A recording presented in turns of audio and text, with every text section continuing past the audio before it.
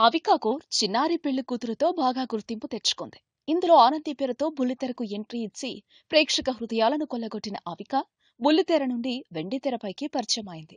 ఉయ్యాల Jampala movie auditions కి వచ్చిన అవికాను నాగార్జున సినిమా పరిశ్రమకు పరిచయం చేశాడు. ఆ తర్వాత అవికాకు చాలా ఆఫర్లు వచ్చాయి. పెద్ద హీరోల పక్కన ఛాన్స్ రాకపోయినా చిన్న హీరోల పక్కన ఛాన్సులు బాగానే వచ్చాయి. కానీ గత కొద్ది కాలంగా ఈ అమ్మడు సినీ పరిశ్రమకు దూరం అయింది. అవిక మరి ఎక్కడికి వెళ్లిపోయింది?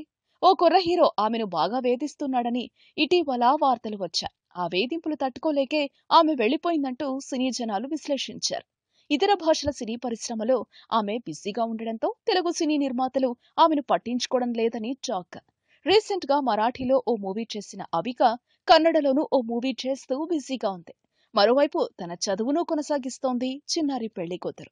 గ్లామర్ పాత్రలు కూడా చేయను అనడంతో ఈ భామకు పెద్దగా అవకాశాలు రావడం లేదు.